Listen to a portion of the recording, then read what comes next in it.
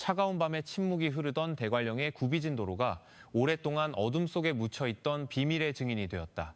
49개의 의문스러운 자루를 실은 트럭 한 대가 가파른 커브길에서 발견되면서 강릉 전체는 공포의 정적에 휩싸였다. 하지만 가장 충격적인 것은 자루의 내용물이 아니었다. 모든 것을 덮으려 했던 마을 사람들의 침묵이었다. 이 이야기는 단순한 범죄가 아니다. 이는 듣는 이의 심장을 뒤흔들 두려움과 탐욕 그리고 비밀에 관한 이야기다. 오늘 밤에 긴 이야기가 시작되기 전 구독 버튼을 누르고 알림벨을 켜주십시오. 그리고 댓글창에 지금 당신이 어디서 무엇을 하며 이 이야기를 듣고 있는지 남겨주세요. 매일 밤 우리는 당신의 양심을 뒤흔들 실화와 함께할 테니까요. 새벽 안개가 대관령의 언덕을 천천히 뒤덮으며 강릉과 평창을 잇는 구불구불한 도로를 감쌌다. 축축하고 차가운 공기에는 간밤에 내린 비에 젖은 흙냄새가 배어 있었다. 평소라면 대형 트럭의 엔진 소리가 오르막길을 울렸겠지만 그날 아침은 기묘할 정도로 고요했다. 길은 텅 비어 있었고 오직 바람 소리만이 안개 속에서 희미한 신음처럼 들려왔다. 가장 가파른 커브길에서 화물차 운전사인 박만석 씨는 속도를 줄였다. 멀리서 상하색 냉동 탑차 한 대가 도로 왼쪽 낭떠러지 바로 옆에 아슬아슬하게 주차된 것을 보았기 때문이다. 트럭 엔진은 여전히 켜져 있어 배기관에서 옅은 흰 연기를 내뿜고 있었지만 이상하게도 운전석에는 아무도 없었다. 박 씨는 경적을 길게 3번 울렸다. 어이 기사 양반, 길 한복판에서 잠이라도 자는 거요? 그는 짜증 섞인 목소리로 외쳤다. 하지만 대답은 없었다. 안개가 짙어지고 경유 냄새가 엔진 밑에서 피어오를 뿐이었다. 그는 차에서 내려 미끄러운 돌멩이 사이를 조심스럽게 걸어갔다. 운전석 창문을 두드렸을 때 그는 깜짝 놀랐다. 문이 잠겨있지 않았던 것이다. 안은 텅 비어 있었다. 지갑도 열쇠고리도 방금까지 누군가 앉아있었던 흔적조차 없었다. 잿더리에는 꺼진 지 오래된 담배꽁초 하나만 덩그러니 놓여 있었다. 박 씨는 차가워진 목덜미를 문질렀다. 불길한 예감이 들기 시작했다. 그는 트럭 뒤편으로 돌아갔고 바로 그곳에서 그의 숨을 멎게 하는 무언가를 발견했다. 냉동고의 강철문 아래 틈새로 검붉은 액체가 뚝뚝 떨어지고 있었다. 피처럼 진득한 액체였다. 박 씨는 몸을 숙여 그 액체로 축축해지기 시작한 아스팔트를 만져보았다. 기름지고 이상한 냄새가 났다. 평범한 고기에서 나는 냄새가 아니었다.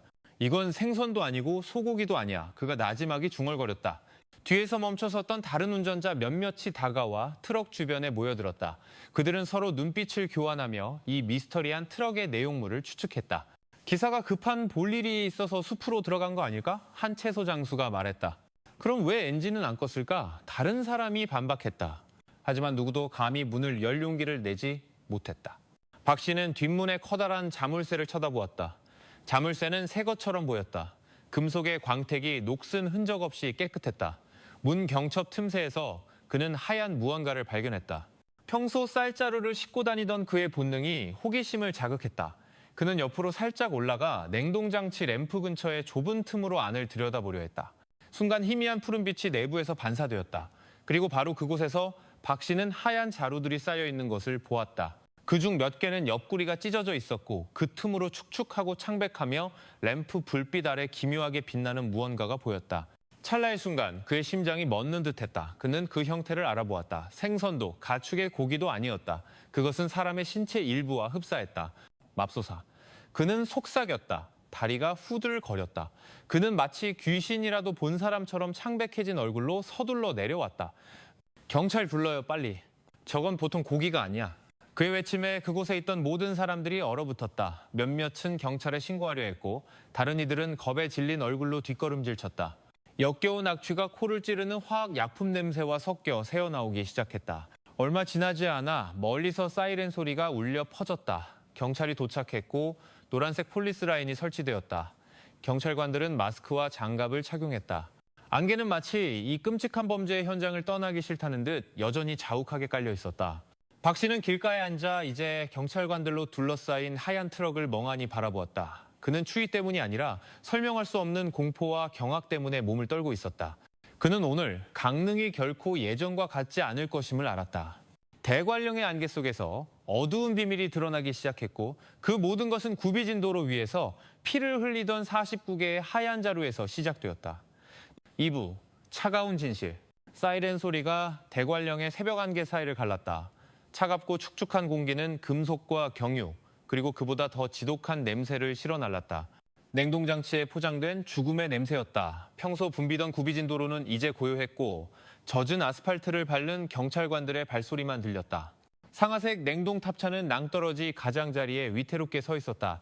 엔진은 꺼졌지만 차가운 기운은 여전히 강철 문틈으로 새어나왔다. 노란색 폴리스 라인이 안개 속 상처처럼 가로질러 있었다. 현장에 가장 먼저 도착한 한태준 경정은 굳은 얼굴로 서 있었다. 엔진은 아까 껐습니다. 그는 부하 직원의 보고를 듣고 이제 트럭 뒷문에 커다란 자물쇠를 말없이 응시했다. 푸른 제복을 입은 2명의 경찰관이 절단기를 준비했다. 자물쇠가 잘려나가는 순간 차가운 공기가 날카로운 포르말린 냄새와 함께 터져나왔다. 모두가 숨을 참았고 몇몇은 본능적으로 뒷걸음질 쳤다. 트럭 내부의 하얀 불빛은 여전히 희미하게 켜져 있었다. 그곳에는 하얀 자루들이 무질서하게 쌓여 있었다. 일부는 찢어져 있었고 그 틈으로 축축하고 창백하며 번들거리는 무언가가 엿보였다. 세상에. 젊은 경찰관 중 한 명이 속삭였다. 한 경정은 잠시 눈을 감고 평정을 유지하려 애썼다. 전부 세어봐. 49개입니다. 팀장님. 한 경정은 고개를 끄덕였다. 아무것도 건드리지 못하게 해. 2시간 후 강릉에서 법의학팀 차량이 도착했다. 검은 재킷을 입은 한 여성이 단호한 걸음으로 차에서 내렸다. 강원지방경찰청 법의학팀장 최지원 박사였다. 그녀의 얼굴은 마스크에 가려져 있었지만 눈빛은 산의 공기처럼 날카롭고 차가웠다. 그녀는 긴 핀셋으로 자루 하나를 열었다. 이건 동물이 아니에요. 그녀가 나지막하지만 단호하게 말했다. 절단면이 깨끗해요. 외과형 메스로 절개한 흔적이지 무차별적인 훼손이 아니에요. 이건 사람입니다. 한 경정은 마른 침을 삼켰다. 왜 이렇게 보존 처리를 했을까요? 보내기 위해서죠. 최 박사가 대답했다. 버리기 위한 게 아닙니다. 해질 무렵 또 다른 사일엔 소리가 멀리서 들려왔다. 검은 세단이 멈춰서고 가죽 재킷을 입은 한 남자가 차분하지만 긴장된 표정으로 내렸다. 서울지방경찰청에서 파견된 장기밀매 전담팀의 윤석호 총경이었다. 그는 현장 전체를 훑어본 뒤 냉동 트럭의 시선을 고정했다. 몇 초간 아무 말도 없었다. 마스크 너머로 무거운 숨소리만 들릴 뿐이었다. 몇 개라고 했지? 49개 자루입니다, 총경님. 윤 총경은 자루들을 오랫동안 바라보다 얼굴을 쓸어내렸다. 우린 지금 단순 살인 사건을 마주한 게 아니야. 이건 거대한 작업이야. 최 박사가 초기 분석 결과를 건넸다. 모든 조직에서 포르말데히드가 검출됐습니다. 드라이아이스 잔여물도 있고요. 이건 생물학적 화물입니다.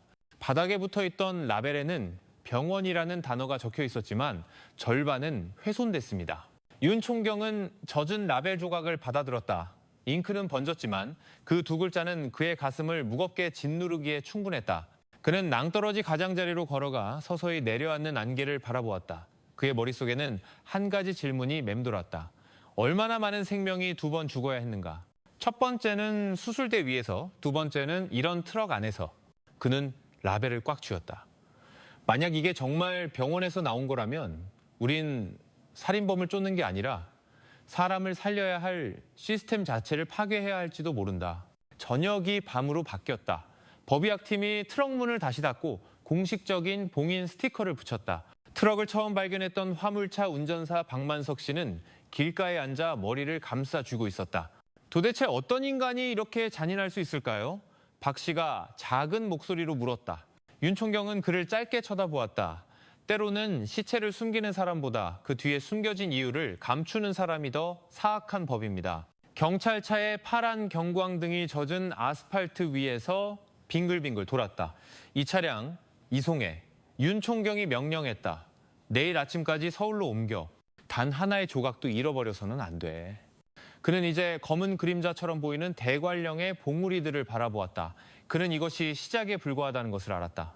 49개의 자루 너머에는 밝혀지기를 기다리는 누군가 혹은 무언가가 있었다. 그리고 그날 밤 서울의 도심 한복판에서 또 다른 냉동 트럭 한 대가 출발 준비를 하고 있었다. 더 크고 더 차가우며 똑같이 끔찍한 비밀을 싣고서 3부, 희망의 배신. 다음 날 아침 서울은 간밤에 내린 비로 여전히 축축했다. 서울지방경찰청 국립과학수사연구원 마당에서 냉동 박스를 실은 트롤리가 천천히 실험실로 향했다. 윤석호 총경은 관찰실 유리 너머에서 최지원 박사와 그녀의 팀이 긴장된 침묵 속에서 작업하는 모습을 지켜보고 있었다. 냉각팬 소리가 실험실 냉장고의 웅웅거리는 소리와 뒤섞였다. 유리 너머의 세상은 멈춘 듯했다. 모든 움직임이 마치 인간의 조직보다 더 연약한 무언가를 깨트릴까 두려워하는 것처럼 느리고 조심스러웠다. 총경님, 한태준 경정의 목소리가 정적을 깼다. 언론에서 벌써부터 49개가 뭐냐고 묻기 시작했습니다. 최대한 막고 있습니다. 윤 총경은 돌아보지 않고 말했다. 계속 막아. 그냥 생물학적 증거물이라고 해. 숫자는 절대 언급하지 마. 한 경정은 고개를 끄덕이고 방을 나갔다. 윤 총경은 밖에서 헛소문이 퍼지기 시작했음을 알았다. 2021년의 서울은 여전히 팬데믹의 그림자 아래 있었고 잘못된 소문 하나가 퍼지면 공포는 바이러스보다 더 빨리 번질 수 있었다. 최 박사가 실험실에서 나와 장갑을 벗었다. 두 가지 초기 발견이 있습니다. 그녀가 나지막이 말했다. 첫째, 포르말데히드 농도가 매우 높습니다. 해부학 조직 보존용 약품입니다. 둘째, 자루에서 스티커 접착제 잔여물을 발견했습니다. 저온의 강한 종류입니다. 윤 총경은 증거물 봉투 속의 라벨을 가리켰다. 최 박사는 고개를 끄덕이며 비닐 속에 담긴 젖은 종이 조각을 건넸다. 잉크는 일부 번졌지만 아래쪽 구석에 원안의 십자가 모양 로고 패턴이 아직 보였다. 그때 이민혁 경위가 노트북을 들고 들어왔다. 총경님, 5분만 주십시오. 그는 종이 조각을 스캔하고 전국의 의료 물류 데이터베이스에서 패턴 인식을 실행했다. 화면에 디지털 선들이 나타나 희미한 패턴을 형성했다. 이경희는 이미지를 확대했다. 세안희망병원과 일치합니다. 그가 마침내 말했다. 로고의 시율과 원의 곡선이 동일합니다. 지난 6개월간 대량의 포르말린 구매 기록도 찾았습니다. 이유는 팬데믹 이후 해부학 실습용이라고 되어 있는데 양이 상식 밖입니다. 윤 총경은 오랫동안 화면을 응시했다. 그 이름은 실험실의 냉기가 아닌 가슴속에서부터 차가운 기운을 불러일으켰다. 새한 희망. 평온을 주어야 할 이름이 이제는 아이러니처럼 느껴졌다. 알겠다. 그가 마침내 말했다. 소규모 팀을 준비해.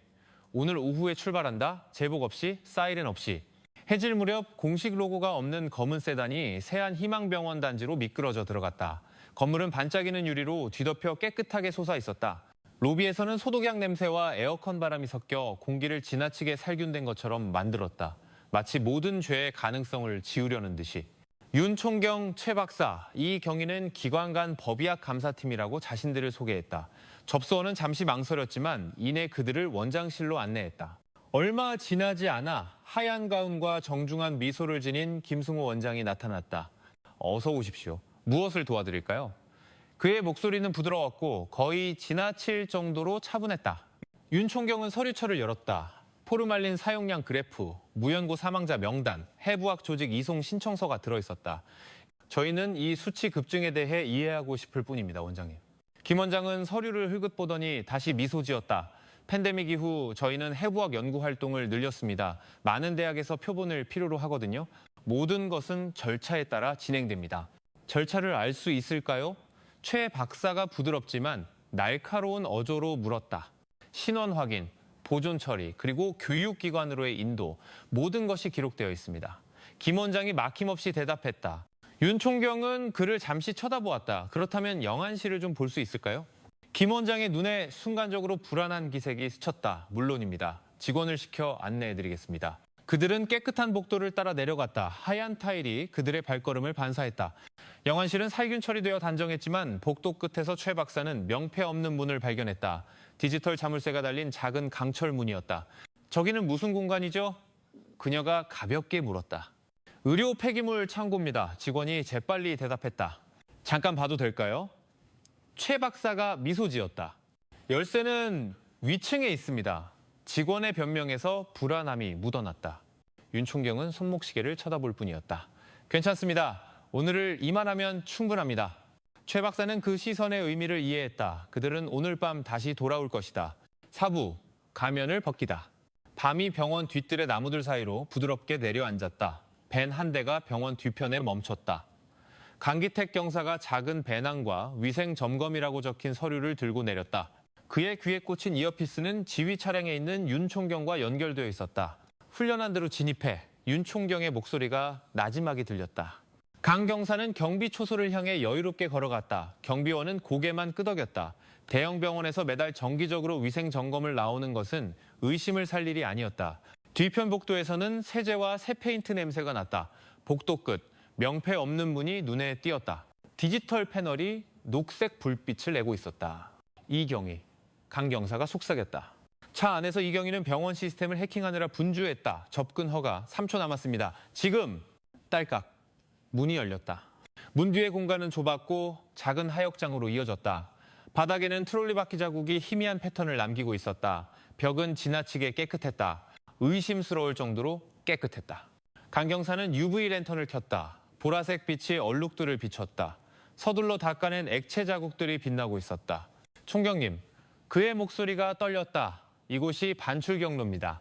트럭 이문으로 바로 후진할 수 있습니다. 그는 라벨 접착제 자국, 냉동 포장재 조각, 그리고 아직 축축한 아이스팩 2개를 촬영했다. 그곳을 조용히 빠져나와 윤 총경이 명령했다. 하지만 강 경사의 발걸음이 멈췄다. 청소부 복장을 한 두 남자가 나타났다. 그중 한 명은 콧수염이 옅었고 의심스러운 눈초리로 그를 쳐다보았다. 이 밤중에 점검을? 남자가 물었다. 강 경사는 미소 지었다. 본사에서 갑작스러운 지시가 있었습니다. 남자는 다가와 이경희가 만든 신분증을 읽었다. 다행히 신분증의 회사 이름은 실제로 매달 정기 점검을 오는 업체였다. 예. 하지만 빨리 좀 부탁합니다. 강 경사는 천천히 밖으로 나왔다. 그 남자를 지나칠 때 그의 코끝에 날카로운 향수 냄새가 스쳤다. 대관령 트럭에서 났던 것과 같은 차가운 금속성 냄새였다. 그는 숨을 참으며 그 기억을 저장했다. 병원 담장 밖 윤 총경은 최 박사와 함께 차 안에서 기다리고 있었다. 강 경사가 차에 타자마자 사진과 차가운 아이스팩 2개를 건넸다. 모두 기록했습니다. 최 박사는 증거물들을 오랫동안 바라보았다. 여긴 폐기물 창고가 아니에요. 뒷문입니다. 윤 총경은 하얀 병원 건물을 멀리서 바라보았다. 내일은 공식적으로 온다. 압수수색 영장 들고. 앞 좌석에서 이경희가 돌아보았다. 총경님, 무연고 사망자 데이터 패턴이 2021년 3월부터 급증했습니다. 거의 모든 건이 김승호 원장의 직접 승인을 받았습니다. 그 이름이 공기 중에 맴돌았다. 최 박사는 윤 총경을 바라보았다. 만약 이게 정말 병원의 소행이라면 일부는 악의가 아니라 단지 상황에 굴복했을 수도 있습니다. 윤 총경은 옅게 미소 지었지만 그의 눈은 어두웠다. 알아, 최 박사. 하지만 우리가 침묵하면 누가 이 수도꼭지를 잠그겠어? 최 박사는 대답하지 않았다. 차 지붕 위로 가느다란 빗소리만 들렸다. 윤 총경의 휴대폰이 진동했다. 모르는 번호로부터 온 메시지였다. 더 늦기 전에 멈춰라. 내 가족을 생각해. 윤 총경의 손가락이 화면 위에서 멈췄다. 그의 가슴 속에 멀리 유학 간 딸의 모습이 떠올랐다. 그리고 그는 메시지를 삭제했다. 가족을 위협한다는 건 우리가 가까이 접근했다는 뜻이다. 차가 천천히 병원을 떠났다. 백미러를 통해 본 하얀 건물은 가면 아래 미소 짓는 얼굴처럼 평온하게 서 있었다. 내일 윤 총경이 중얼거렸다. 가면을 벗겨주지. 멀리서 부산항의 불빛이 켜지기 시작하며 주황색으로 파도 위에서 반사되었다. 그리고 어느 창고에선가 냉동기 엔진 소리가 다시 조용히 울리기 시작했다. 마치 아직 도착하지 않은 법을 비웃는 것처럼 오브, 심판의 날. 그날 아침 서울의 하늘은 잿빛이었다. 간밤의 비는 아직 완전히 그치지 않아 축축한 흙냄새와 습한 바람을 남겼다. 세안 희망병원 마당에 경찰 표시가 없는 검은 세단이 조용히 멈췄다. 차에서 윤석호 총경, 최지원 박사, 그리고 이민혁 경위가 내렸다. 오늘은 더 이상 조용히 오지 않았다. 그들은 법원에서 발부하고 경찰청이 승인한 공식 압수수색 영장을 들고 왔다. 윤 총경은 이 걸음이 쉽지 않을 것임을 알았다. 이 병원은 단순한 의료기관이 아니었다. 유리벽과 대리석 바닥 뒤에는 거대한 명성과 아마도 거대한 비밀이 숨겨져 있었다. 그들을 맞이한 것은 어색해 보이는 2명의 보안 직원이었다. 윤 총경이 영장을 보여주자 그중 한 명이 즉시 경영진에게 연락했다. 얼마 지나지 않아 김승호 원장이 로비 계단에 나타났다. 여전히 단정한 하얀 가운을 입고 있었지만 얼굴은 굳어 있었다. 윤 총경님, 이건 좀 갑작스럽군요. 무슨 일입니까? 그가 딱딱하게 물었다. 윤 총경은 대답 없이 영장 사본을 건넸다. 영안실과 보관실, 실험실에 대한 조사를 시작하겠습니다. 협조해 주시죠, 원장님. 그의 목소리는 평탄했지만 무시할 수 없는 미묘한 압박감이 담겨 있었다. 김 원장은 억지 미소를 지었지만 그의 눈은 명백히 불안감을 드러냈다. 영안실로 향하는 복도는 고요했다. 타일 바닥 위로 그들의 구둣발 소리만 울려 퍼졌다. 최 박사는 윤 총경의 뒤를 따르며 모든 문과 벽에 표지판을 훑어보았다. 코를 찌르는 강한 포르말린 냄새에 숨쉬기조차 힘들었다. 주 영안실 앞에서 윤 총경이 멈췄다. 열쇠 주시죠, 원장님. 그가 차분하게 말했다. 김 원장은 열쇠를 건넸다. 그의 손이 약간 떨렸다. 문이 열리자 차가운 공기가 즉시 뿜어져 나왔다. 안에는 수십 개의 냉동 보관함이 가지런히 배열되어 있었고 각각 무연고 환자라는 라벨이 붙어 있었다. 최 박사는 그중 하나에다가 살짝 열고 옆에 붙은 기록지를 살펴보았다. 가족이 없다고 기록된 사망자가 너무 많군요. 한 달에 10건 가까이 이런 사례가 있다는 게 시간이 너무 가깝습니다. 그녀가 중얼거렸다. 윤 총경은 방이 다른 쪽으로 걸어갔다. 그의 시선은 뒤쪽 구석에 있는 작은 강철문에 꽂혔다. 어젯밤 그들이 발견했던 바로 그 문이었다. 이제 형광등 불빛 아래서 더 눈에 띄었다. 이 문은 어젯밤에 잠겨 있었습니다. 지금 열어봐야겠습니다. 그가 말했다. 김승호 원장은 마른 침을 삼켰다. 그곳은 폐기물 보관실입니다, 총경님. 윤 총경은 대답하지 않았다. 그는 이 경위에게 디지털 패널을 확인하라는 신호를 보냈다. 몇 초 후 딸깍 소리가 들리며 문이 천천히 열렸다. 그 뒤에는 의료 폐기물 더미가 아니라 차가운 금속벽으로 된 내리막 통로가 있었다. 마치 지하 공간으로 향하는 길 같았다. 그들의 발걸음은 길게 울려 퍼졌다. 마치 과거의 어두운 메아리가 강철벽 너머에서 그들을 맞이하는 듯했다. 계단을 하나씩 내려가자 형광등이 자동으로 켜지며 거대한 냉동 컨테이너들로 가득 찬 넓은 공간을 드러냈다. 내부 온도는 매우 낮아 그들의 숨결이 하얀 연기처럼 보였다. 최 박사는 컨테이너 하나에다가 옆면에 라벨을 읽었다. 연구용 표본 4221 세안희망병원. 그녀는 눈을 크게 뜨고 윤 총경을 바라보았다. 이럴 수가. 그녀가 속삭였다. 윤 총경이 컨테이너 하나를 열었다. 그 안에는 온전한 장기가 아니라 살균된 비닐봉지에 깔끔하게 포장된 조직 조각들이 들어있었다. 각각에는 숫자 코드와 물류회사 해양글로벌 물류의 도장이 찍혀 있었다. 김승호 원장은 두 걸음 물러섰다. 그의 얼굴은 창백했다. 저는 몰랐습니다. 그의 목소리가 갈라졌다. 윤 총경은 날카롭게 쏘아보았다. 거짓말 마시죠, 원장님. 모든 발송 라벨에 당신 이름으로 서명되어 있습니다. 김 원장은 고개를 숙였다. 손이 떨렸다. 저는 행정보고서를 승인했을 뿐입니다. 모든 건 저희 외과 과장인 윤상현 박사가 처리했습니다. 해외 대학의 해부학 연구를 위한 것이라고 했습니다. 윤 총경은 최 박사와 시선을 교환했다. 새로운 이름이 나타났지만 그 이름은 차가운 공기 속에서 새로운 무게감처럼 느껴졌다.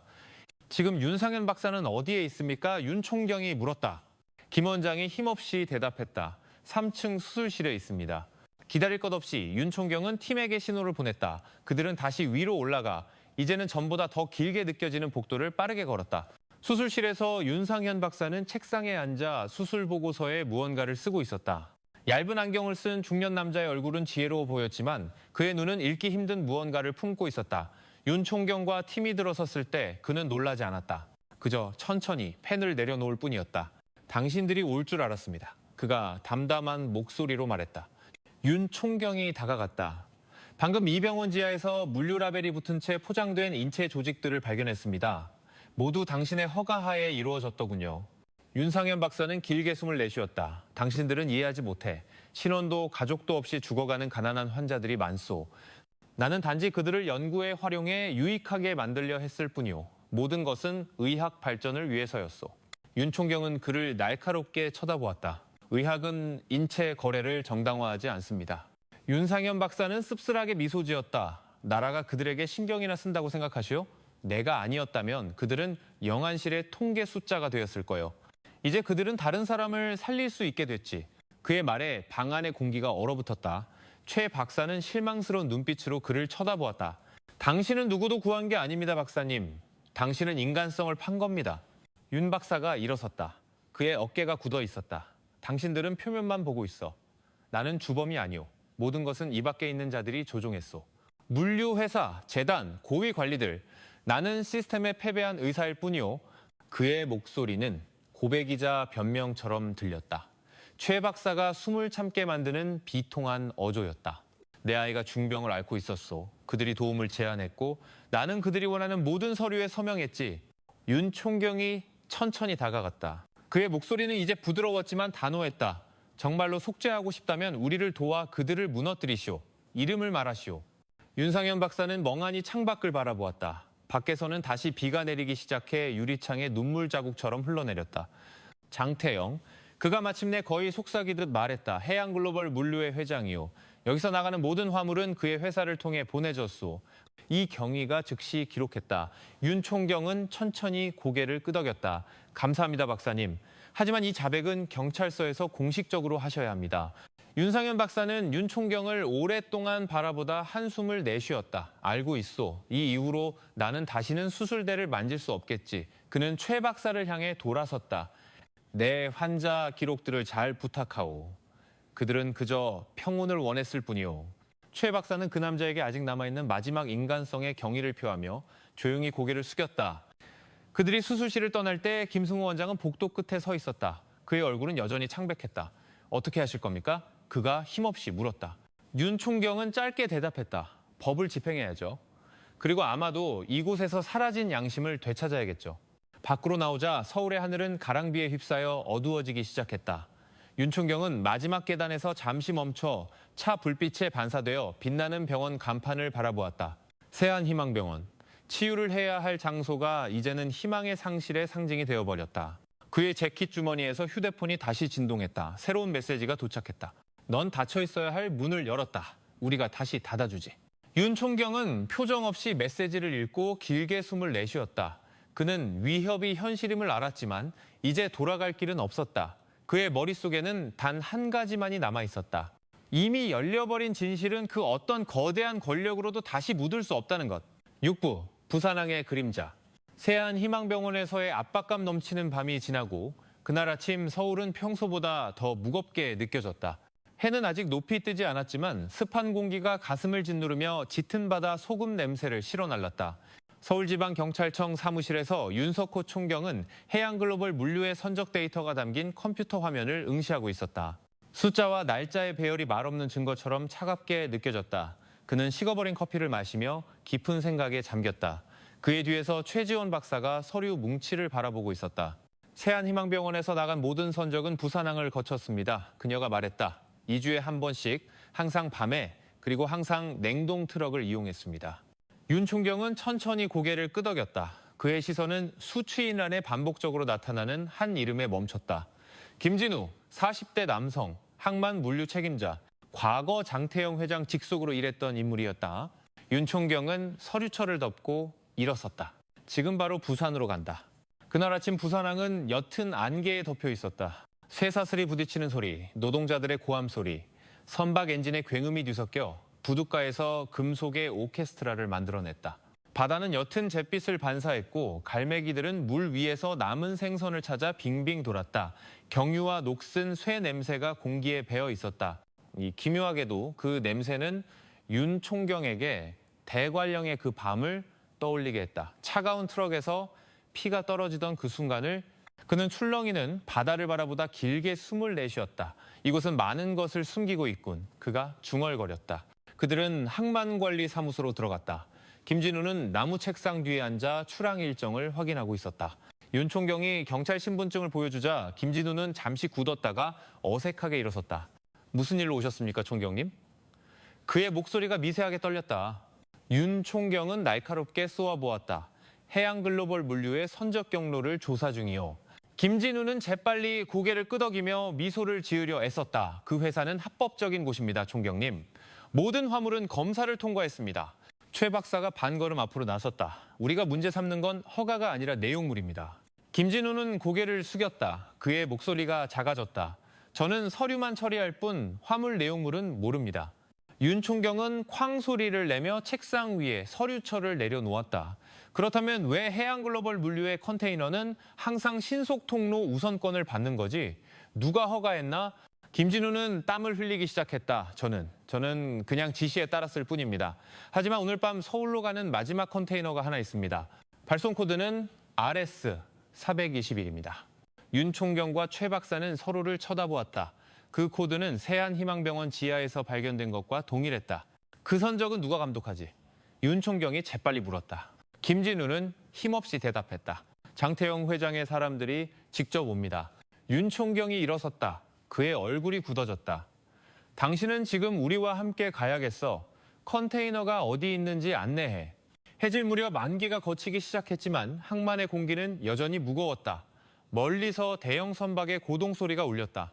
부두 끝 강철 컨테이너들 사이에 옅은 파란색 컨테이너 하나가 따로 서 있었다. 문에는 해양글로벌 물류, 생의학 제품이라고 쓰여 있었다.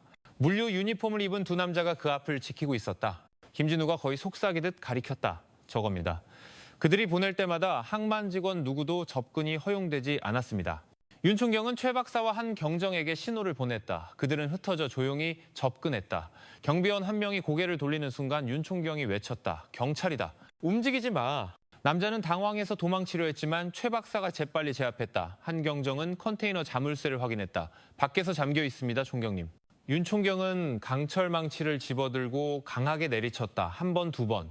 금속이 부서질 때까지 차가운 공기가 뿜어져 나오며 포르말린과 쇠 냄새가 즉시 코를 찔렀다. 최 박사는 손전등을 들고 안으로 들어섰다. 한 경정과 두 명의 감식반원이 뒤를 따랐다. 손전등 불빛이 수출품처럼 깔끔하게 정돈된 작은 금속 상자들을 비췄다. 각 상자에는 동일한 라벨이 붙어 있었다. RS-421. 최 박사는 떨리는 손으로 상자 하나를 열었다. 그 안에는 인체 조직 조각이 담긴 투명한 비닐봉지가 들어있었다. 맙소사, 그녀가 속삭였다. 한경정은 입을 막고 구역질을 참으려 애썼다. 이건 연구용이 아닙니다. 총경님, 이건 사람입니다. 윤 총경은 문 밖에서 굳은 얼굴로 서 있었지만 그의 눈은 여전히 집중력을 잃지 않았다. 모두 기록해. 아무것도 건드리지 마. 그들이 분주하게 기록하는 동안 멀리서 무거운 엔진 소리가 들려왔다. 전혀 관계가 더욱 짙어지고 항만 조명이 켜지며 컨테이너들 사이에 긴 그림자를 만들어냈다. 로고 없는 검은 트럭 한 대가 그들을 향해 천천히 미끄러져 들어왔다. 전조등이 비에 젖은 도로를 반사했다. 윤 총경은 날카롭게 쳐다보았다. 창문 너머로 중절모를 쓴 한 노인이 그들을 차갑게 응시하고 있었다. 장태영이었다. 윤 총경이 외쳤다. 멈춰! 경찰이다! 하지만 트럭은 즉시 방향을 틀어 빠르게 질주했다. 사이렌이 울리고 한 경정이 차에 올라타 추격했다. 안개와 가랑비로 길이 미끄러웠다. 검은 트럭의 그림자가 강철 유령처럼 컨테이너들 사이를 헤치고 나아갔다. 윤 총경은 차를 몰며 매처럼 날카로운 눈으로 추격했다. 저놈이 항만을 빠져나가게 둬선 안 돼. 마지막 커브길에서 트럭은 통제력을 잃고 강철 울타리에 거의 부딪힐 뻔했다.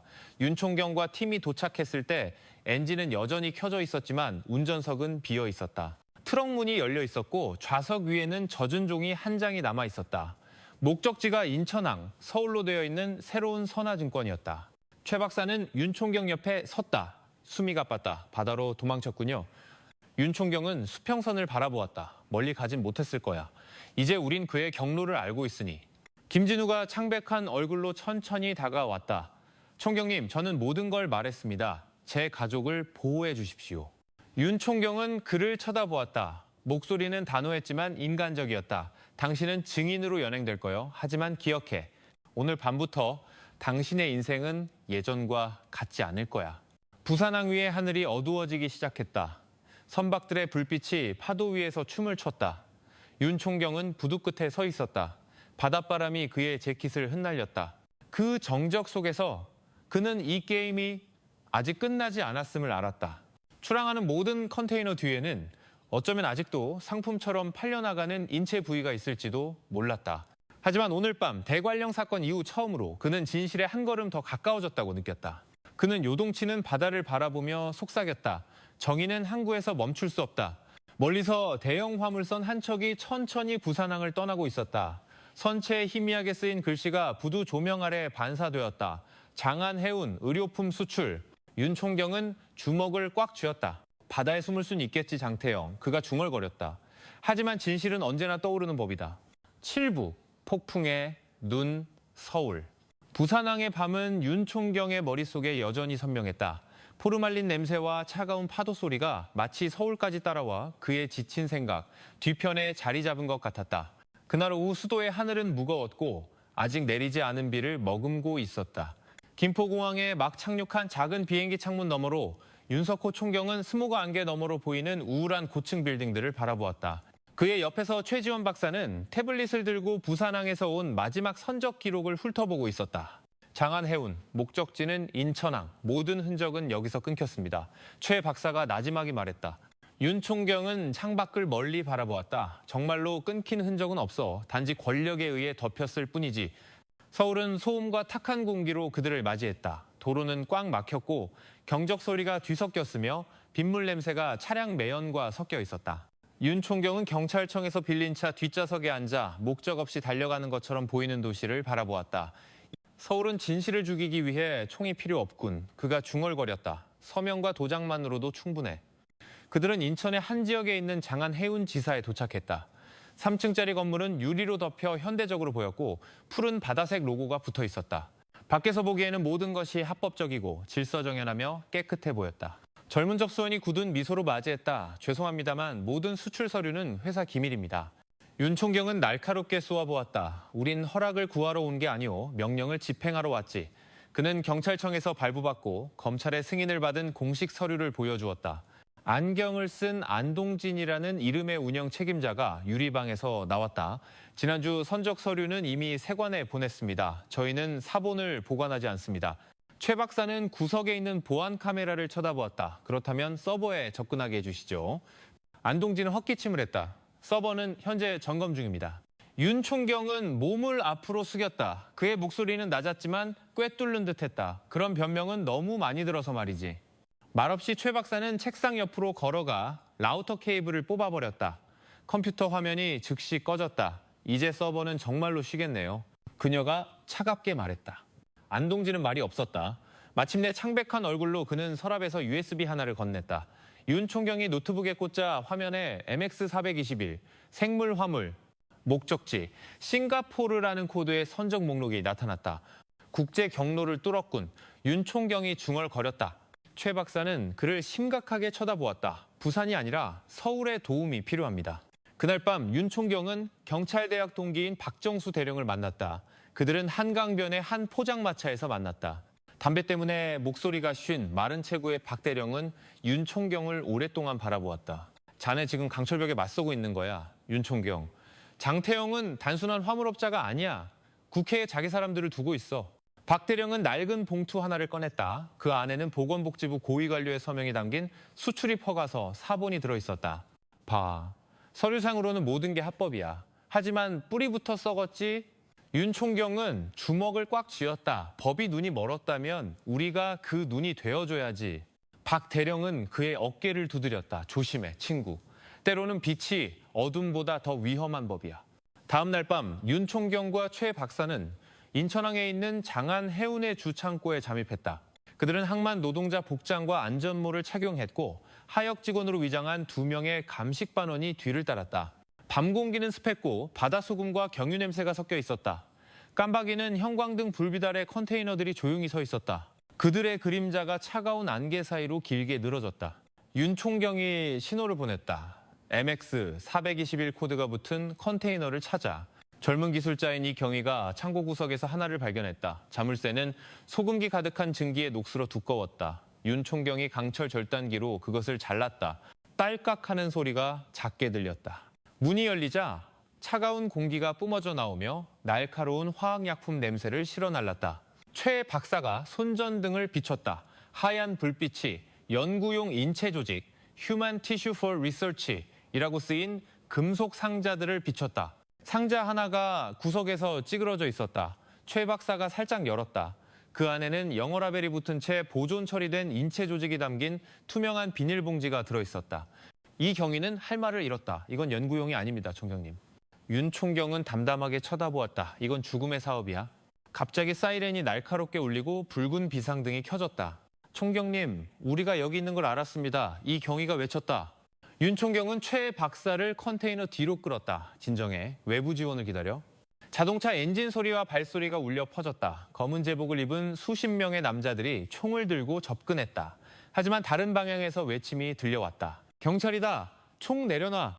윤 총경이 몰래 호출했던 서울경찰청 특수부대가 제때 도착했다. 경고사격 소리가 울리고 하얀 연기가 공간을 뒤덮었다. 그 혼란 속에서 윤 총경은 누군가 부두를 향해 달려가는 것을 보았다. 우비를 입고 검은 중절모를 쓴 키가 크고 건장한 남자, 장태영이었다. 윤 총경은 소리치며 그를 쫓았다. 그들은 세찬비 아래서 달렸다. 서울의 하늘에서 번개가 쳤다. 부두 끝에서 장태영이 멈춰서서 권총을 든 채 돌아섰다. 네가 누굴 상대하는지 모르는군. 윤 총경. 그의 목소리가 파도 소리 사이로 울려 퍼졌다. 윤 총경은 천천히 다가갔다. 그의 총은 들려 있었지만 눈은 차분했다. 알아. 그리고 상관없어. 법은 돈으로 살 수 없고 인간성은 팔 수 없는 거니까. 장태영은 비웃었다. 씁쓸한 웃음이었다. 나를 잡으면 세상이 바뀔 것 같나? 내일이면 또 다른 장태영이 나타날 거다. 이 세상은 돈 있는 자들의 것이니까.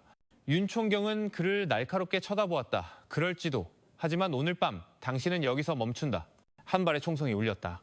장태영의 총이 바다로 떨어졌다. 그의 몸이 비틀거리며 부두 가장자리에 쓰러졌다. 세찬비가 혹시 있을지 모를 핏자국을 씻어내렸다. 윤 총경이 다가가 이제는 창백해진 그 늙은 얼굴을 내려다보았다. 그의 눈은 텅 비어 있었다. 넌 이 모든 걸 멈출 수 없어. 장태영이 힘없이 속삭였다. 윤 총경은 무릎을 꿇었다. 그의 목소리는 낮았지만 결의에 차 있었다. 전부는 아닐지 몰라도 하나부터 시작할 수는 있지. 경찰사 일엔 소리가 더욱 커지고 빨갛고 파란 불빛이 수면 위에서 춤을 췄다. 최 박사가 달려왔다.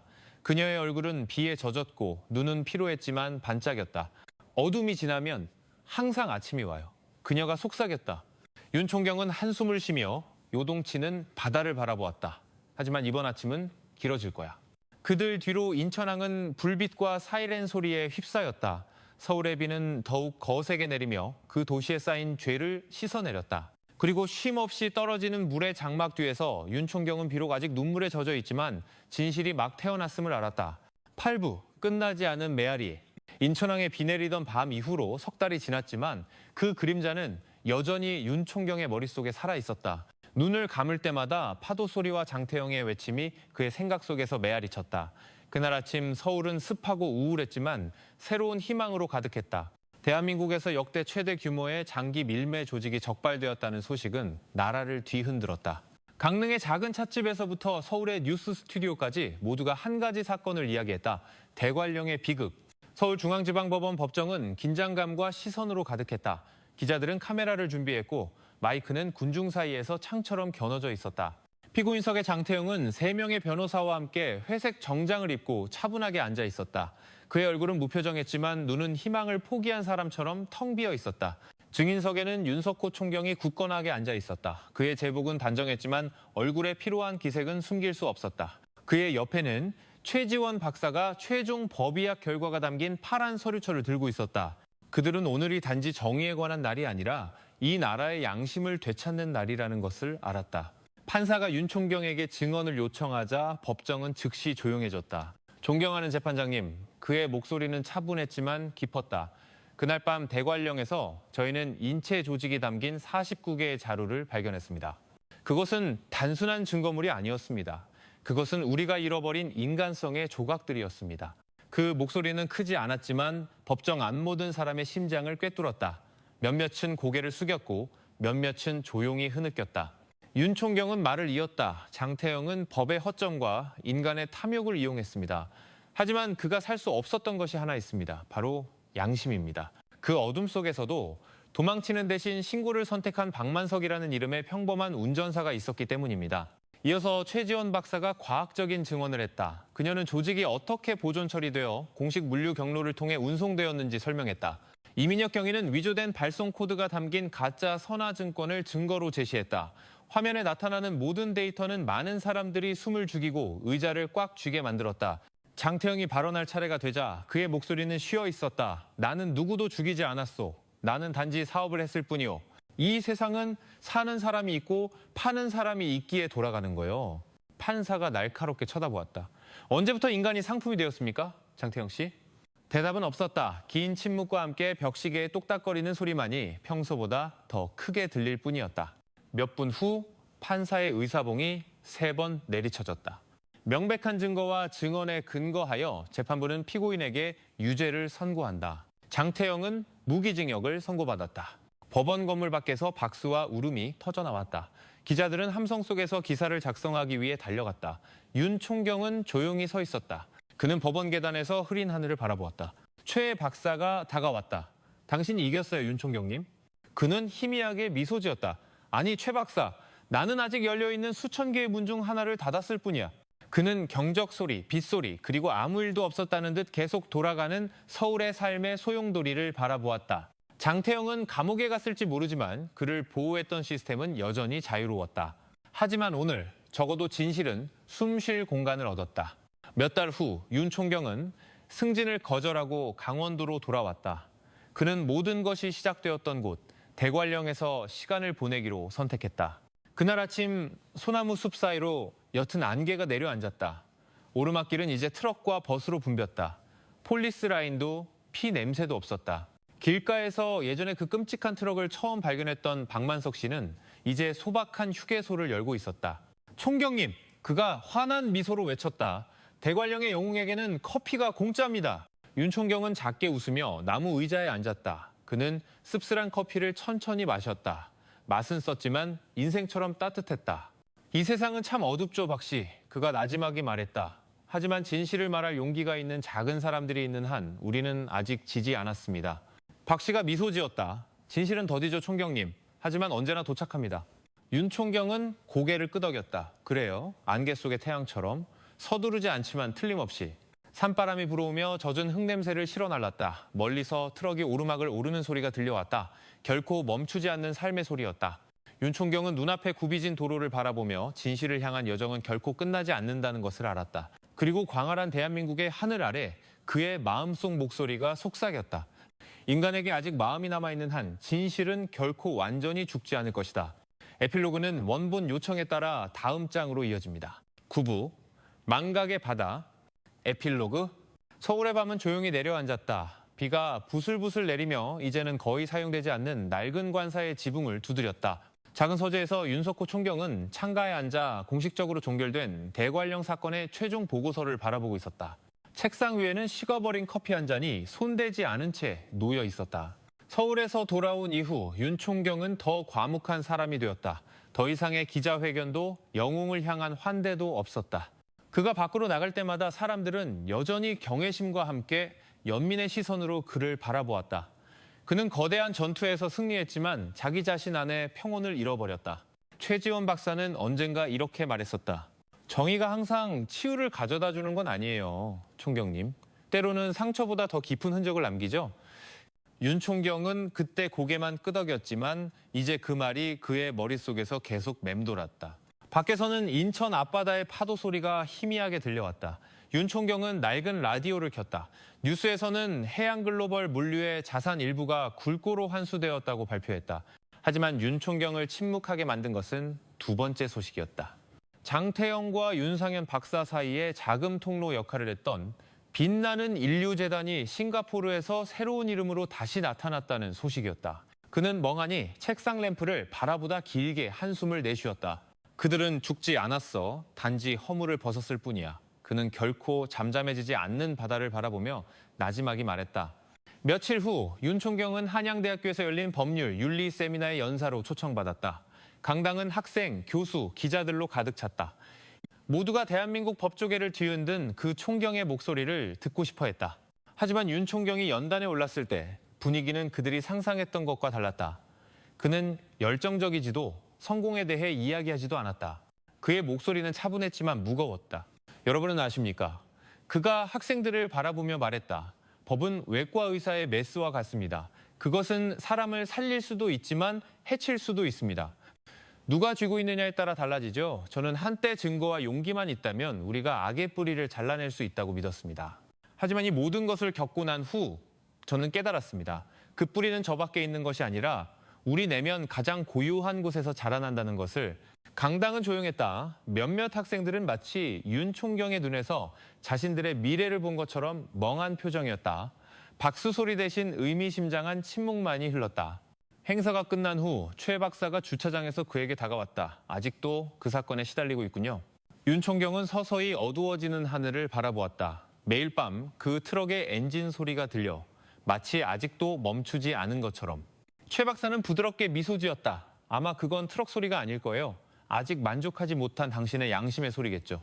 그날 밤 윤 총경은 이제 증인 보호 프로그램 아래 살고 있는 박만석 씨를 찾아가기로 결심했다. 박 씨는 도시 외곽의 작은 집에 살고 있었다. 윤 총경이 도착했을 때 그는 마당의 화초에 물을 주고 있었다.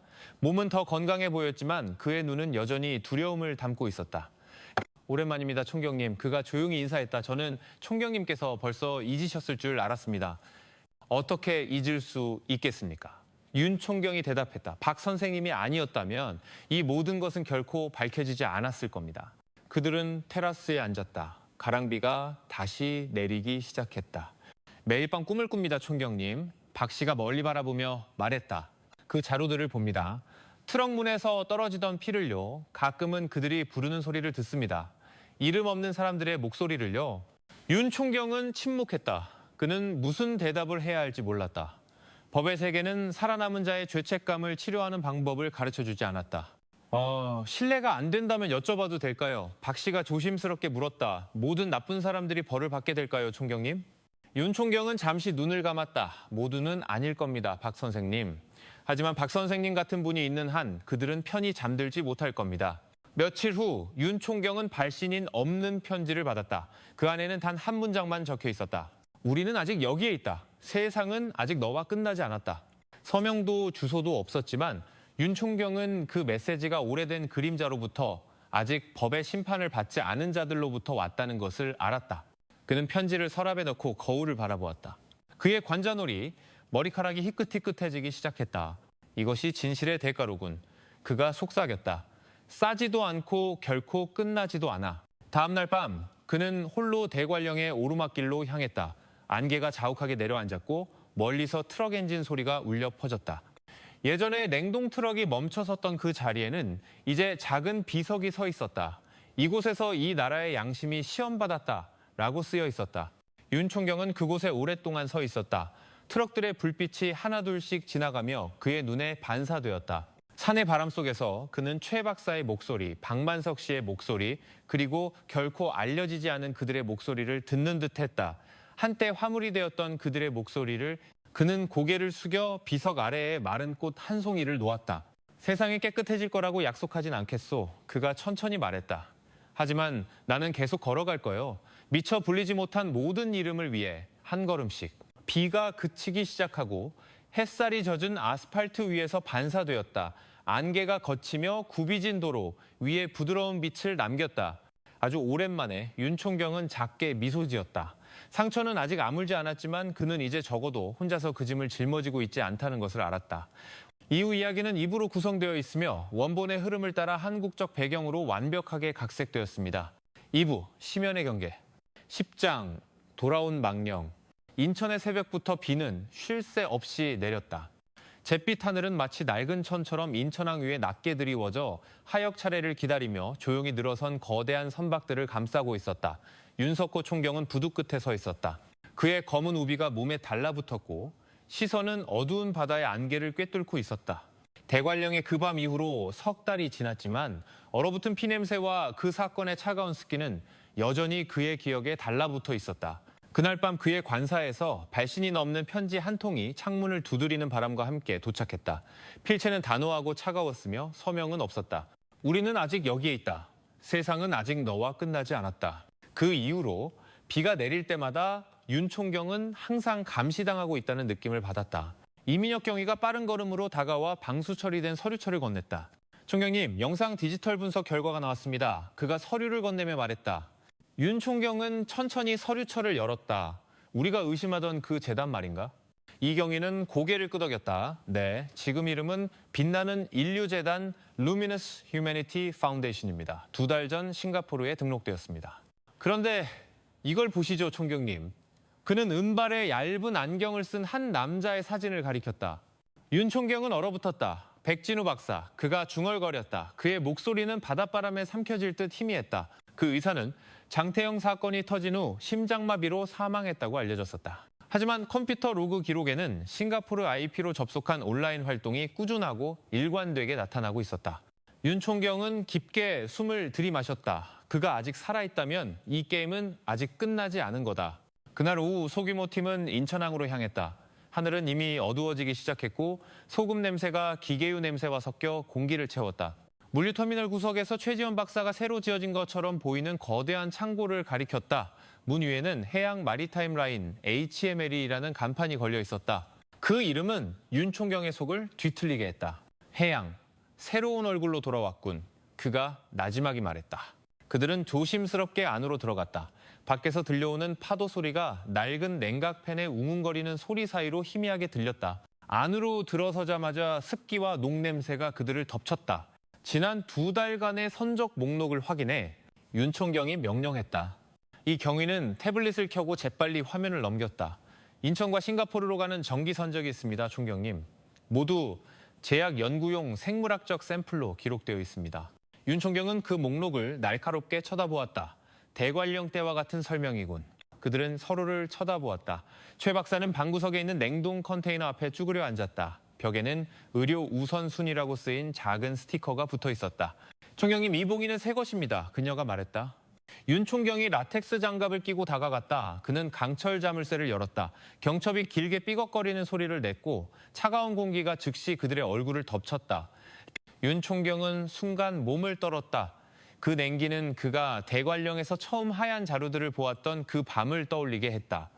하지만 이번에 보인 것은 신체 조각이 아니라 QR코드와 과학 라벨이 붙은 수십 개의 깔끔한 금속 상자들이었다. 최 박사가 그중 하나를 스캔했다. 태블릿 화면에 목적지 주소가 나타났다. 글로벌 리서치 센터, 싱가포르. 윤 총경은 미간을 찌푸렸다. 국제 의료 연구를 통해 위장하고 있어. 합법화된 범죄군. 이 경위는 마른 침을 삼켰다. 이게 정말 그들의 네트워크라면 해외에 그들을 보호하는 세력이 있다는 뜻입니다. 윤 총경은 잠시 침묵하며 눈앞에 얼어붙은 컨테이너들을 바라보았다. 그리고 백진우 박사가 그 다리 역할을 하는 거겠지. 그날 밤 비는 더욱 거세게 내렸다. 항구는 조명 반사로 반짝였다. 윤 총경은 창고봉인이 끝난 후 부두에 서 있었다. 그는 어두운 바다를 바라보았다. 파도는 마치 수천 개의 비밀을 그 깊은 곳에 숨기고 있는 것처럼 넘실거렸다. 바다가 인간의 모든 비밀을 간직한다고 생각하나? 최 박사? 그가 힘없이 물었다. 최 박사는 우비 너머로 그를 쳐다보았다. 그녀의 얼굴은 지쳐 있었지만 눈은 날카로웠다. 아닙니다, 총경님. 바다는 단지 그것을 들을 용기가 있는 사람을 기다릴 뿐입니다. 윤 총경은 씁쓸하게 작게 미소 지었다. 그럴지도. 하지만 인간이 아직 자기 자신을 직시할 용기가 있는지 의심스럽기 시작했어. 번개가 하늘을 갈랐다. 천둥 소리 사이로 무언가 수면 위에서 반짝였다. 윤 총경은 부두 가장자리로 다가가 파도 사이에 떠있는 작은 금속 용기를 보았다. 그는 그것을 집어들었다. 그 안에는 젖은 명함 한 장이 들어있었고 2단어가 쓰여 있었다. 우리는 기다린다. 다음날 본부에서 윤 총경은 이 경위와 최 박사를 자신의 사무실로 불렀다. 벽에는 대한민국 전도가 펼쳐져 있었다. 그는 빨간 펜으로 서울에서 인천을 거쳐 싱가포르로 이어지는 선을 그었다. 오늘부터 우리는 범인을 쫓는 게 아니다. 그가 단호하지만 평탄한 목소리로 말했다. 우리는 시스템을 쫓는다. 이 경위는 약간 긴장한 표정으로 그를 쳐다보았다. 총경님, 그건 국경을 넘어야 한다는 의미입니다. 윤 총경은 고개를 끄덕였다. 그래. 그리고 우리는 주목받지 않고 뉴스 없이 바다 뒤에 그림자처럼 해야만 한다. 최 박사는 지도에 그려진 바다를 바라보았다. 그림자는 형태가 없습니다, 총경님. 윤 총경은 그녀를 오랫동안 바라보다가 나지막이 대답했다. 하지만 그렇기 때문에 어디든 들어갈 수 있는 거지. 그는 책상 위에 서류철을 덮었다. 인천에서 시작한다. 창밖에서는 다시 비가 내리며 유리를 두드렸다. 마치 보이지 않는 누군가의 비밀스러운 노크처럼 윤 총경은 마음속으로 진짜 폭풍이 이제 막 시작되었음을 알았다. 11장 경계의 도시 인천. 윤 총경이 서울을 떠날 때 하늘은 여전히 잿빛 구름에 덮여 있었다. 젖은 도로는 가로등 불빛 아래 반짝였고 차창에 맺힌 빗방울 하나하나가 대관령의 그 밤의 기억을 불러오는 듯했다. 그는 서울을 떠날 때마다 대관령의 그림자가 그를 따라온다는 것을 알았다. 차갑고 고요하며 결코 완전히 사라지지 않는 그림자가 그의 손에 들린 인천항 보고서가 담긴 붉은 서류철은 평소보다 더 무겁게 느껴졌다. 오래된 협박 편지는 아직 닫히지 않은 상처처럼 페이지 사이에 끼워져 있었다. 그날 아침 그의 작은 사무실로 이민혁 경위가 따뜻한 커피 한 잔과 새로운 소식을 들고 왔다. 총경님, HML의 운반선이 어젯밤 인천에 입항한 것으로 기록되었습니다. 하지만 일반 부두가 아니라 대한 로지스틱스 소유의 개인 부두입니다. 윤 총경은 벽의 지도를 바라보았다. 입술이 굳어졌다. 소유주는 누구지? 이 경위는 마른 침을 삼켰다. 유령 회사입니다. 하지만 빛나는 인류재단으로부터 자금이 유입된 기록이 있습니다. 윤 총경은 몇 초간 침묵하다가 나지막이 말했다. 그러니까 그들은 결코 멈추지 않았던 거야. 단지 항구를 바꿨을 뿐이지. 다음 날 윤 총경, 최 박사, 이 경위는 쾌속선을 타고 인천으로 향했다. 파도가 선체를 때리며 뒤에 긴 흰 거품을 남겼다. 최 박사는 옆자리에서 노트북을 열고 새로운 데이터를 보여주었다. 총경님, 인천에 새로 생긴 사립 클리닉이 싱가포르에서 자주 물품을 받고 있습니다. 아린메디컬 리서치입니다. 윤 총경은 오랫동안 화면을 응시했다. 그의 미소는 씁쓸했다. 더러운 무언가를 감추기엔 참 아름다운 이름이군. 인천은 뜨거운 태양과 빽빽한 교통으로 그들을 맞이했다. 도시는 현대적으로 보였지만 유리 건물과 분주한 항구 뒤에서 윤 총경은 기묘한 기운을 느꼈다. 지나치게 고요한 종류의 질서였다. 그들은 작은 차를 빌려 공업단지가 있는 지역으로 향했다. 그곳에는 긴 금속벽처럼 창고들이 늘어서 있었다. 차가 멈추자 윤 총경은 길 끝에 있는 커다란 단지를 가리켰다. 그곳 녹슨 정문에는 대한 로지스틱스 로고가 걸려 있었다. 이 경위, 저 창고의 온도와 허가 상태를 확인해. 윤 총경이 명령했다. 이 경위는 태블릿을 열고 재빨리 타이핑했다. 0도 이하의 냉동 장치가 있는 유닛 하나가 생의학 물질 보관용으로 등록되어 있습니다. 최 박사가 다가와 화면을 쳐다보았다. 대관령 때와 같은 설명이군. 윤 총경은 고개를 끄덕이며 굳게 닫힌 정문을 바라보았다. 오늘 밤 들어간다. 밤이 되자 공업단지에 가랑비가 내리기 시작했다. 가로등이 웅덩이에 희미한 노란빛을 반사했다. 윤 총경과 그의 팀은 한전 한국전력공사 유니폼으로 위장하고 전기점검 장비를 들었다. 그들은 밤구시 정각에 대한 로지스틱스 정문 앞에 도착했다. 나이든 경비원 한 명이 초소에서 나와 의심스러운 눈초리로 그들을 쳐다보았다. 한전에서 나왔습니다. 냉동 유닛의 전류 이상 신고가 접수되었습니다. 이 경위가 재빨리 말했다. 경비원은 잠시 망설이다가 고개를 끄덕이고 정문을 열었다. 안으로 들어서자마자 차가운 공기가 즉시 덮쳐왔다. 단지 안의 공기는 마치 얼어붙은 것 같았고 강철벽 너머에서 냉동기 엔진 소리가 끊임없이 들려왔다. 금속 컨테이너들이 가지런히 줄지어 서서 형광등의 흰 빛을 반사했다. 컨테이너 하나에서 윤 총경은 낡은 금속 표면 위에 새겨진 빛나는 인류재단의 희미한 로고를 보았다. 최 박사가 장갑을 낀 손으로 그 위에 먼지를 닦아냈다. 총경님, 그들은 결코 멈추지 않았습니다. 그녀가 나지막이 말했다. 윤 총경은 깊게 숨을 들이마셨다. 눈이 날카로워졌다. 그리고 이번에는 더 대담해졌군. 그들은 몇 장의 사진을 찍고 일련 번호를 기록한 후 나갈 준비를 했다. 하지만 그들이 발걸음을 돌리는 순간 그림자 속에서 발소리가 다가왔다. 윤 총경은 즉시 조용히 하라는 신호를 보냈다. 어둠 속에서 건장한 체구의 남자가 나타났다. 낡은 재킷과 검은 모자를 쓰고 있었다. 그는 그들 앞에서 몇 미터 떨어진 곳에 멈춰 섰다. 당신들은 한전 직원이 아니군. 그가 나지막이 말했다. 목소리는 무겁고 쉬어 있었다. 윤 총경은 손전등을 들어 올렸고 빛은 낯익은 얼굴을 드러냈다. 구릿빛 피부, 날카로운 눈, 오른쪽 뺨에 작은 흉터. 강 부장님. 그의 목소리는 거의 속삭임에 가까웠다. 남자는 옅게 미소 지었다. 이 늙은 얼굴을 아직 알아보는군. 윤 총경은 잠시 얼어붙었다. 가슴이 답답했다. 그의 앞에 서 있는 사람은 전직 국정원 요원이었다. 그가 몇 년 전 사라졌다고 생각했던 사람이었다. 여기서 뭘 하고 계십니까? 윤 총경이 낮은 목소리로 물었다. 남자는 다가와 경계하며 주위를 둘러보았다. 나는 3주 전부터 여기에 잠입해 있었네. 그들은 단지 인체 조직만 보관하는 게 아니야, 총경. 내일 아침 새로운 선적을 준비하고 있어. 윤 총경은 그를 날카롭게 쳐다보았다. 목적지가 어디지? 남자는 천천히 대답했다. 싱가포르. 그 후에는 동유럽으로. 차가운 바람이 그들의 얼굴을 스쳤다. 소금과 금속 냄새가 공기 중에 섞였다. 윤 총경은 소름이 돋는 것을 느꼈다. 얼마나 되지? 그가 나지막이 물었다. 남자는 그를 뚫어지게 쳐다보았다. 50개의 자루. 그리고 이번에는 조직이 아니야. 윤 총경은 혼란스러운 표정으로 그를 쳐다보았다. 무슨 뜻입니까? 남자는 살짝 고개를 숙였다. 이번에는 온전한 시신을 보낸다. 방 안의 공기가 얼어붙었다. 냉동기 소리가 유일하게 들리는 소리였다.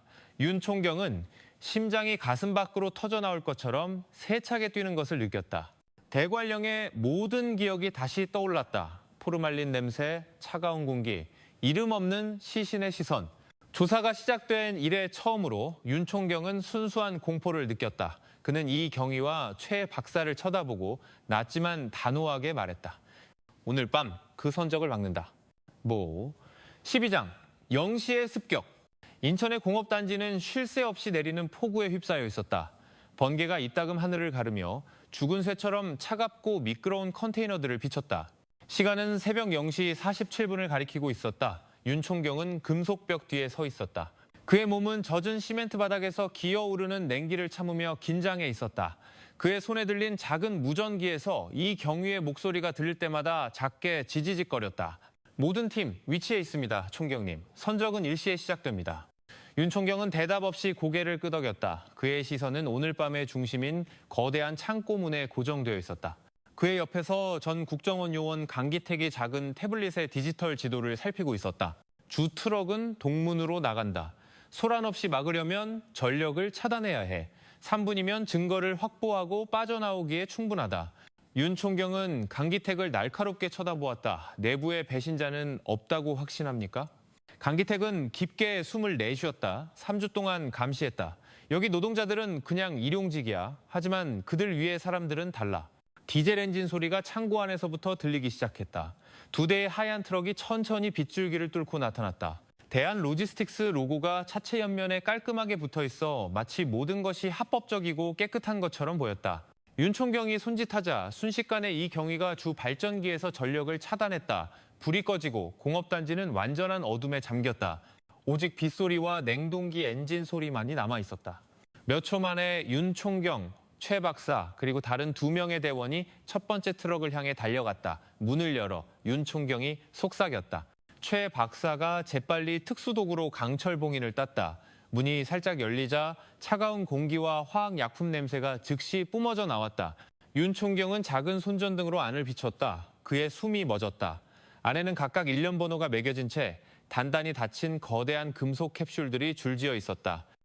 손전등 불빛이 죽음의 거울처럼 그 표면에서 반사되었다.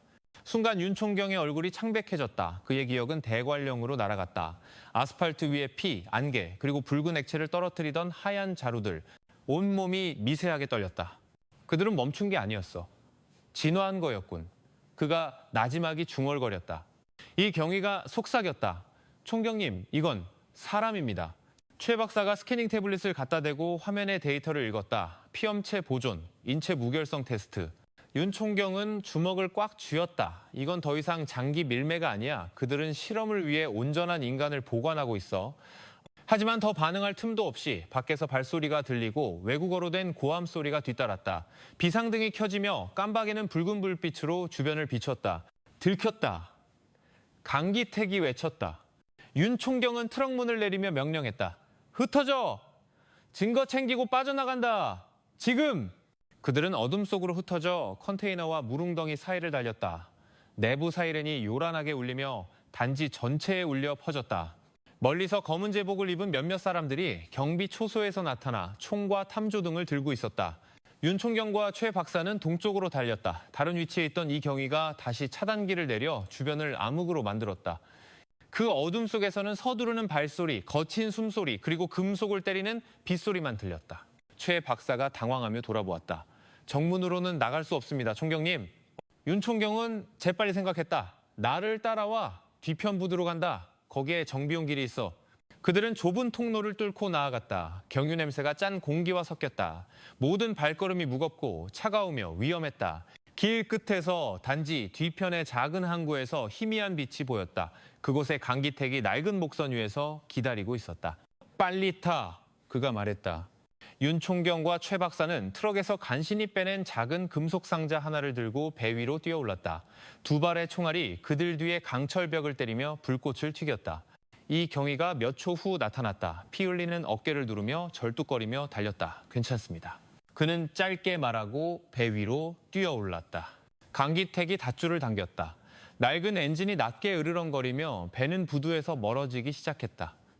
멀리서 번개가 다시 치며 배 위에 긴장된 얼굴들을 비췄다. 빗물이 세차게 튀어 그들의 얼굴을 때렸다. 윤 총경은 가슴에 금속 상자를 껴안았다. 그의 눈은 분노와 죄책감으로 가득 차 있었다. 최 박사는 그를 바라보았다. 그녀의 목소리는 빗소리에 거의 묻힐 뻔했다. 그들이 대체 뭘 숨기고 있는 거죠, 총경님? 윤 총경이 힘없이 대답했다. 모르겠어. 하지만 그게 무엇이든 세상은 알아야만 해. 강기택은 멀리 순찰선에 희미한 불빛이 보이는 바다를 바라보았다. 동이 트기 전에 저기까지 가야 한다. 그들이 추격해 올 거야. 윤 총경은 천천히 고개를 끄덕이며 첫 빗줄기를 보이기 시작하는 동쪽을 바라보았다. 그의 가슴속에는 긴장감과 결의가 뒤섞여 있었다. 그는 오늘 밤의 전투가 시작에 불과하다는 것을 알았다. 대관령에서 마주했던 어둠은 이제 전 지구적인 네트워크로 변모했고 그는 모든 것이 밝혀질 때까지 멈추지 않을 것이다. 13장 판도라의 상자. 새벽 바닷바람은 소금과 경유의 강한 냄새를 실어 날랐다. 하늘은 짙은 검은색에서 푸른 잿빛으로 변하며 동이 트고 있음을 알렸다. 인천 앞바다에서 윤 총경, 최 박사, 이경희 그리고 강기택을 태운 작은 목선이 파도에 부드럽게 흔들렸다. 그들은 대한 로지스틱스의 비밀 부두에서 멀어진 지 거의 1시간이 지났다. 낡은 배의 엔진 소리는 무겁게 들렸지만 멀리서 기다리는 순찰선까지 그들을 데려가기에는 충분히 강했다. 윤 총경은 조용히 앉아 있었다. 그의 두 손은 여전히 그날 밤 냉동 트럭에서 빼앗은 짙은 회색의 금속 상자를 꽉 쥐고 있었다. 크기는 작은 서류 가방만 했지만 무게는 엄청났다. 표면은 차갑고 물방울이 맺혀 있었다. 위쪽에는 MH21 생체 보안 유닛이라는 희미한 코드가 새겨져 있었다. 최 박사는 호기심과 두려움이 섞인 눈으로 그를 쳐다보았다. 총경님, 지금 열어볼까요? 윤 총경은 즉시 대답하지 않았다. 그는 주황빛이 나타나기 시작한 수평선을 바라보았다. 아니, 순찰선에 도착한 후에 연다. 여긴 너무 위험해. 뒤쪽에 앉아 어깨에 상처를 누르고 있던 이 경위가 미소를 지으려 애썼다. 만약 저 상자 내용물이 그냥 종이라면 저 정말 화낼 겁니다. 그의 목소리는 약하게 들렸지만 눈은 여전히 열정으로 빛나고 있었다. 강기택은 그를 쳐다보며 어깨를 가볍게 두드렸다. 젊은 친구, 이런 사건에서 가장 가벼운 건 오히려 종이야. 만약 그게 아니라면 세상이 공경에 처했다는 뜻이지. 몇 분 후 그들은 해양경찰의 작은 순찰선에 도착했다. 2명의 경관이 밧줄을 당겨 그들이 배에 오르는 것을 도왔다. 윤 총경은 즉시 금속 상자를 중앙선실로 가져갔다. 최 박사는 멸균 장갑과 봉인 절단기를 준비했다. 강기택은 문을 닫고 외부 무선 신호가 나가지 않도록 확인했다. 이건 빠르고 조용하게 처리해야 한다. 그가 말했다. 윤 총경은 고개를 끄덕이기 전 상자를 다시 한번 쳐다보았다. 조심스러운 움직임으로 최 박사가 오른쪽에 강철 봉인을 땄다. 딸깍하는 작은 소리가 들렸다. 상자 뚜껑이 열리고 차가운 공기가 즉시 선실 전체로 퍼져나갔다. 그 안에는 서류도 돈도 아니었다. 녹색을 띤 액체가 담긴 투명한 원통형 튜브가 들어있었다. 액체 중앙에는 미세 케이블에 연결된 인간의 뇌 조직 조각처럼 보이는 것이 있었다. 최 박사는 숨을 참았다. 그녀의 눈이 커졌다. 맙소사, 이건 평범한 표본이 아니에요. 강기택이 다가와 심각하게 쳐다보았다. 그들이 인간의 뇌를 연구했다는 뜻인가? 최 박사는 고개를 저었다. 단순한 연구가 아니에요. 튜브 옆면의 코드를 보세요. 신경 보존 2단계. 이건 살아있는 신경 조직 보존 기술이에요. 그들은 사망 후에도 인간의 뇌 활동을 유지하려고 시도하고 있는 겁니다. 선실은 즉시 조용해졌다. 윤 총경은 두 손을 꽉 쥔 채 조용히 서 있었다. 그는 이 발견이 그들이 상상했던 그 어떤 것보다 훨씬 더 위험하다는 것을 알았다. 그럼 그들은 단지 시신을 훔친 게 아니었어. 인간의 의식을 거래하려 했던 거야. 그가 천천히 말했다. 최 박사는 그를 쳐다보았다. 목소리가 떨렸다. 총경님, 만약 이게 사실이라면 그들은 죽음의 정의를 바꿀 수 있는 기술을 가지고 있는 겁니다. 조용히 있던 이 경위가 마침내 입을 열었다. 하지만 왜 인천이죠? 왜 서울이나 해외의 대형 연구소가 아니고요? 강기택이 대답했다. 여기는 경계선이니까 큰 감시 없이 드나들 수 있지. 작은 항구, 강력한 네트워크, 거대한 자금. 인천에서는 모든 걸 살 수 있어. 윤 총경은 고개를 끄덕였다. 그리고 싱가포르는 불과 몇 킬로미터 거리. 인간 뇌 수출을 위한 완벽한 경로지. 윤 총경은 금속 상자를 다시 닫고 쇠사슬로 잠갔다. 이걸 여기에 보관할 순 없어. 본부에 보고가 들어가는 순간 이 증거를 빼앗으려는 눈들이 많을 거야. 서울중앙국과수연구소로 직송하겠다. 특수 채널을 통해서만. 최 박사는 의심스러운 눈초리로 그를 쳐다보았다. 하지만 총경님, 관련된 자들은 그들은 권력을 가지고 있습니다. 이 증거물은 서울에 도착하기도 전에 사라질 수 있습니다. 윤 총경은 그녀를 날카롭게 쳐다보았다. 그렇다면 오늘 밤 사본을 만들고 하나는 국제 언론에 넘긴다. 강기택은 윤 총경을 오랫동안 바라보다가 천천히 고개를 끄덕였다. 자네가 하려는 일이 이 나라를 뒤흔들 거라는 건 알고 있겠지. 윤 총경은 씁쓸하게 미소 지었다. 그렇게 되도록 둬야지 진실은 영원히 금속 상자 안에 보관될 수 없는 법이니까. 몇 시간 후 순찰선은 인천의 주 항구에 정박했다. 아침 햇살이 바다 위에서 반사되어 눈을 부시게 했다. 윤 총경은 손에 금속 상자를 들고 천천히 계단을 내려왔다. 부두에는 사복 차림의 두 경관이 이미 기다리고 있었다. 그들은 서울에서 직접 파견된 비밀 감식 팀원이었다. 이 물건은 안전하게 보관하겠습니다, 총경님. 그들 중 한 명이 말했다. 윤 총경은 상자를 건네기 전 의심 가득한 눈으로 그들을 쳐다보았다. 기억해, 사본도 없고 유출도 없어. 그리고 나 외에는 아무도 믿지 마. 그가 단호하게 말했다. 감식팀 차량이 상자를 싣고 멀어질 때 최 박사가 윤 총경 옆에 섰다. 총경님, 이게 옳은 길이라고 확신하세요? 윤 총경은 돌아보지 않고 대답했다. 이미 더러워진 세상에 옳은 길은 없어. 하지만 적어도 우리는 조금이라도 청소하려고 노력하는 거지. 바닷바람이 다시 세차게 불었다. 멀리서 인천항은 평소처럼 분주해 보였다. 트럭, 선박, 크레인, 그리고 긴 백고동 소리. 하지만 윤 총경의 눈에는 그 모든 것이 거대한 극장 무대처럼 보였다. 그 뒤에 어두운 비밀을 감추고 있는 무대. 그는 그 금속 상자가 연구소에서 열리는 순간 세상이 바뀔 것이라는 것을 알았다. 그리고 그 변화는 평화가 아니라 더 무서운 질문을 가져올지도 몰랐다. 인간은 여전히 자신의 몸과 생각에 대한 권리를 가지고 있는가? 윤 총경은 이제 천천히 떠오르는 태양을 바라보며 동쪽 지평선을 응시했다. 그 빛 속에서 그의 얼굴은 지쳐 보였지만 눈은 여전히 불타고 있었다. 그는 자신의 여정이 아직 끝나지 않았음을 알았다. 대관령에서 시작된 어둠은 이제 나라 전체로 퍼져나갔고 다른 사람의 손에 들린 그 금속 상자는 어쩌면 더 거대한 악몽의 시작에 불과할지도 몰랐다.